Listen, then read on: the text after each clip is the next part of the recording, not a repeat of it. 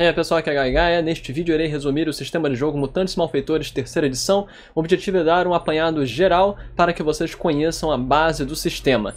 Para isso eu vou seguir um roteiro escrito para melhor organizar as ideias que está aqui, eu então vou ficar lendo. E antes de começarmos, dê um like, dê share no vídeo, se inscreva no canal, ligue o sininho porque isso ajuda a que eu crie mais conteúdo como esse. Vamos começar. Mutantes Malfeitores, mais chamado de MM, é um jogo de RPG para se criar histórias de super-heróis. Ele é muito bom não só para jogar histórias clássicas tipo Vingadores, X-Men, Jovens Titãs, Liga da Justiça, mas também em séries de anime, especialmente shonens como Boku no Hero, Dragon Ball, Naruto, Attack on Titan e Bleach. Em MM, os participantes são o mestre, que cria, narra as histórias, cria os desafios e personagens coadjuvantes, e os jogadores, que criam os personagens principais da história, os protagonistas. Em MM, os personagens possuem nível de poder.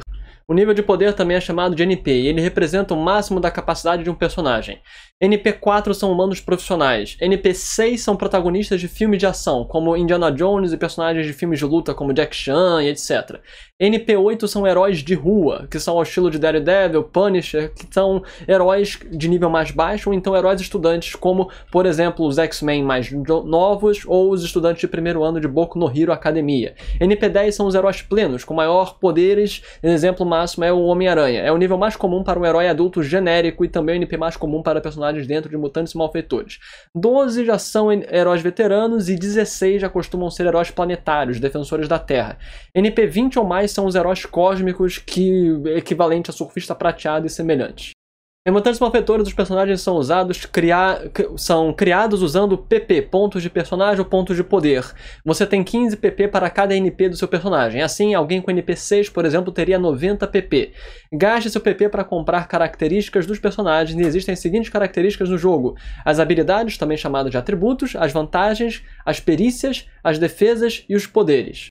Cada tipo de característica tem nível de graduação, e que representa um nível de competência nelas. Quanto maior a sua graduação numa característica, mais forte ela é. E cada graduação tem um custo em PP, que varia para cada característica. Você pode observar os efeitos das graduações aí na tabela de medidas. Então, quanto maior a graduação, maior o efeito, massa, etc. de cada poder. Vamos agora falar de cada uma das características.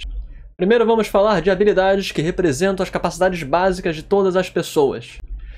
Existem 8 habilidades, elas também são chamadas de atributos. As habilidades são força, que é o dano físico e capacidade de carga e atletismo, vigor, que é a resistência a dano e efeitos de saúde biológicos, agilidade, que determina furtividade, acrobacia, iniciativa em combate e esquiva, destreza, que é a precisão de ataques à distância e perícia com prestidigitação e veículos, luta, que é o ataque e a defesa corpo a corpo, intelecto, que é o bônus das perícias de tratamento, investigação, tecnologia e especialidades profissionais, prontidão, que determina a defesa de vontade contra ataques mentais e perícia de intuição e percepção, e presença, que representa todas as perícias sociais, como enganação, intimidação e persuasão.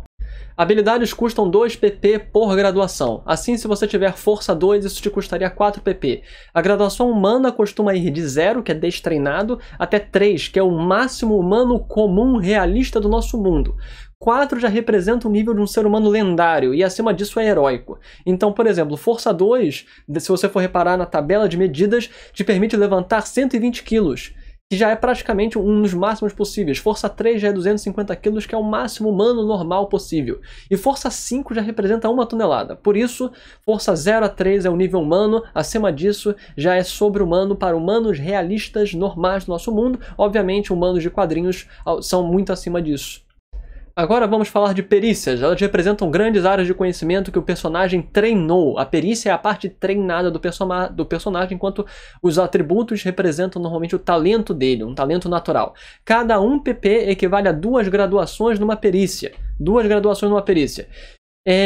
Normalmente 2 graduações indica amador, 4 indica treinado, 6 indica profissional, 8 a 10 já que você é um especialista e acima de 10 você é um mestre, um dos melhores de toda a história, com 14 graduações já sendo mais ou menos o máximo realista de um ser humano.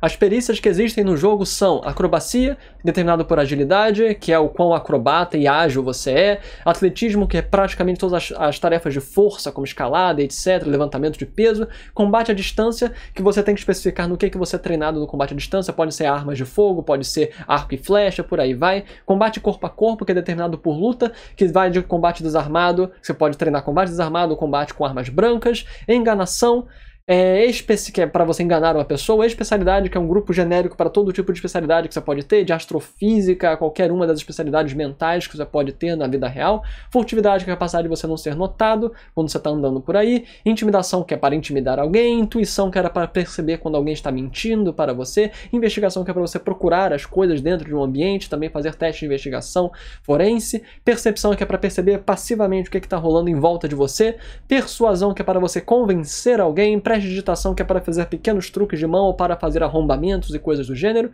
tecnologia, que é para operar vários mecanismos e construir tecnologias, tratamento, que é o equivalente à medicina, para você curar doenças e ferimentos, e veículos, que é para você dirigir, pilotar veículos no geral.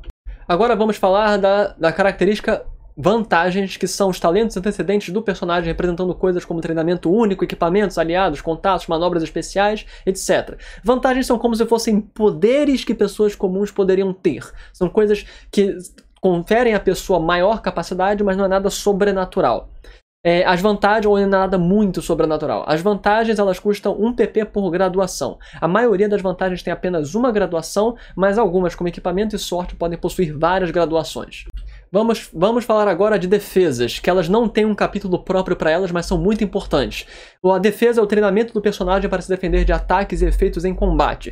Existem 5 defesas no jogo, 2 sendo ativas e 3 sendo passivas. As ativas indicam a possibilidade de fazer um ataque R, com que um ataque erre você. E elas são a esquiva para evitar ataques à distância e a parar para evitar ataques corporais. As defesas passivas, elas indicam a chance de você não sofrer o efeito de um ataque que te acertou, e são fortitude para evitar ataques biológicos, vontade para evitar ataques mentais e resistência para evitar ataques de dano físico. Defesas têm um valor base referente aos atributos: esquiva para agilidade, aparar para a luta, vontade com prontidão e fortitude para resistência e vigor. Você também pode treinar individualmente cada uma das defesas. Cada graduação custa 1 ponto. Normalmente o máximo natural que um humano realista poderia ter numa defesa é a graduação 3, e cada graduação aumenta a defesa em 1. Vamos agora falar de um ponto crucial, que são os poderes. Eles indicam as capacidades sobrenaturais dos personagens. São a parte mais complexa da criação de personagem, é necessário que você leia o que cada poder faz. Aqui vão algumas considerações importantes gerais de poderes. São 3. A primeira, 1. Poderes são conjuntos de descrição e efeitos. Basicamente, você primeiro deve pensar como é o poder do seu personagem e a descrição dele. Então procurar qual efeito você quer comprar, pois são os efeitos que aparecem no livro. Por exemplo, não existe o poder de soco de fogo ou soco de gelo, mas existe o efeito dano. Você deve comprar dano e descrever como um soco de gelo ou de fogo, e da mesma forma como existe o efeito cura, mas você pode descrever como essa cura funciona. Por exemplo, você pode descrever que ela faz o tempo você retornar no tempo e desaparece o ferimento, você pode dizer que duendes invisíveis aparecem, beijam o ferimento e ele cicatriza, ou mesmo falar que você gritou palavras inspiradoras para o seu aliado e ele se curou. Então, descrição e efeitos são a base dos poderes de MM, e um poder pode ter diversos efeitos dentro dele. Ponto número 2. Poderes possuem um custo em graduação variável por modificadores positivos, chamados de extras, e negativos, chamados de falhas. Basicamente, um poder pode ser a soma de diversos efeitos, como, por exemplo, dano, cura, intangibilidade, aflição, que podem ser alterados por extras e falhas. Por exemplo, você quer fazer o poder chamado Vento das Almas do Submundo, um poder que causa dano em área nos inimigos, deixando eles também lentos, e que cura seus aliados e aumenta a sua velocidade. Tal poder não existe pronto no livro, você não vai encontrar um poder chamado Vento das Almas do Submundo. Porém, você vai poder juntar dano, aflição, cura e velocidade para criar esse poder, todos somados com os extras ligado, área e seletivo. Repare que, além disso, você tem que colocar os modificadores dentro dos efeitos específicos. Então, dano teria área e seletivo, aflição teria área e seletivo, cura teria área e seletivo, e você ainda teria o efeito extra lá de velocidade. Isso tudo vai aumentar o custo base do poder. Isso é uma parte muito complexa, mas que nesse vídeo geral eu estou apenas dando a noção básica para vocês. E ponto número 3, poderes podem ter efeitos alternativos. Basicamente, você pode gastar 1 PP e ter um efeito alternativo dentro de um poder básico. Isso significa que você pode desativar uma forma de usar um poder para usar ele de outro jeito. Assim, vamos supor que você tem um poder de 20 pontos, que ele é um efeito de ataque que causa dano em área. Porém, você quer também ter um poder que atordoe os alvos, deixa eles cegos ou atordoados, confusos. Você pode gastar 1 PP e transformar esses 20 pontos num efeito alternativo que atordoe o alvo ao invés de causar dano. Você não vai poder causar dano e atordoar ao mesmo tempo, mas você vai poder usar um ou outro poder em separados. Isso é extremamente importante em Mutantes Malfeitores, é uma das partes mais complexas de poderes, e é o que faz com que você possa ter um personagem com diversos efeitos de ataque diferentes, sem ter que gastar muitos pontos, e também permite que você tenha vários poderes alternativos dentro de um poder central, como um poder central de telecinese, que é o seu poder central mental, e aí você pode ter poderes de leitura de mente, comunicação, etc., todos variando desse poder básico de telecinese. Com isso, vocês viram todas as características que existem em Mutantes Malfeitores. Agora, o valor máximo de graduação que você pode ter em uma característica é o seu NP. Além disso, se as características forem somadas, o máximo que você pode ter numa rolagem base é o seu NP. Por exemplo, se você tem NP 8 e possui força 6 e garras que aumentam seu dano de força em 2, o seu total seria mais 8. Se suas garras fossem mais 4, o seu total ainda seria mais 8, porque o máximo que você pode ter é o seu NP é 8, então você não pode ter força 6 e garras 4 para ter um total de 10.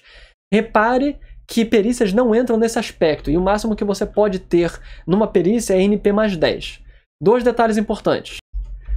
Primeiro, existe uma regra de permutação dentro do jogo que permite que você tenha valores acima do seu NP. Porém, neste vídeo básico eu não vou falar de permutação, porque isso é uma coisa mais avançada. Como regra geral, o máximo que você pode ter numa rolagem é seu NP, ok?